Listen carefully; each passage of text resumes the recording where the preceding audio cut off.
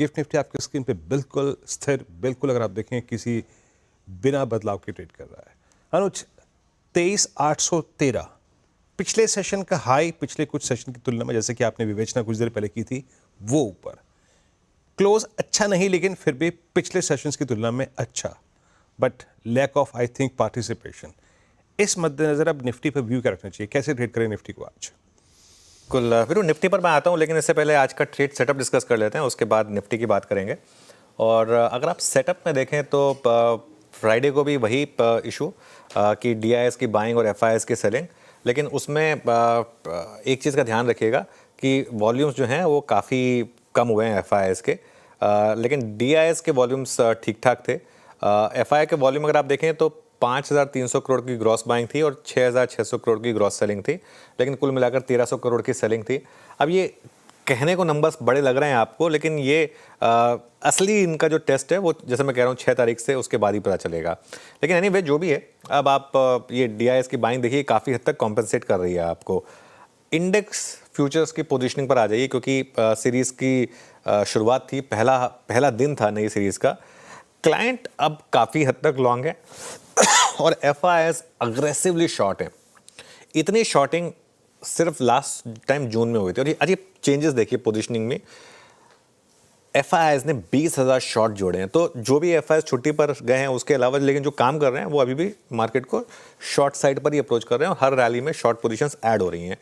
और ये आपको दिखाई देगा इवन इंडेक्स फ्यूचर्स के आंकड़े में।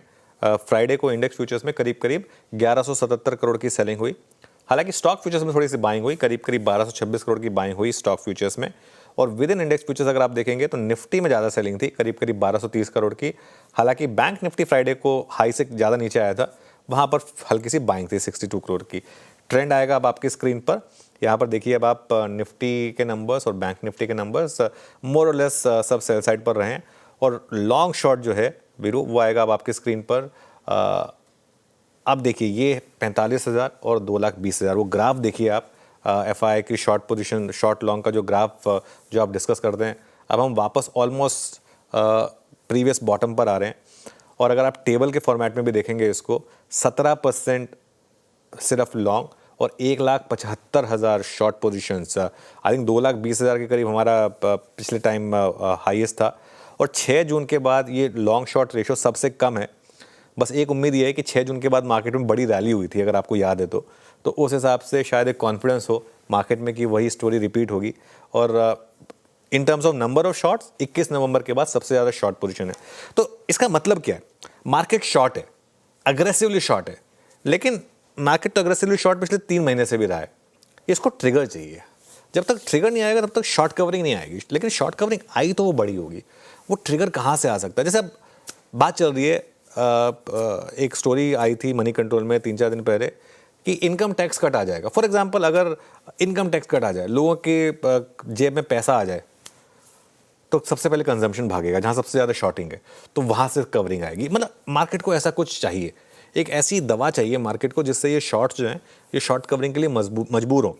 300-400 पॉइंट की रैली से शॉर्ट डरेगा नहीं, जो आपने पिछली बार भी देखा था वो रैली फेल हुई। तो ऐसा कुछ चाहिए हमको, अगर मिल जाए तो अच्छी बात है। इंडेक्स ऑप्शंस के मामले में कुछ ज़्यादा था नहीं, क्योंकि फर्स्ट डे था नई सीरीज़ का।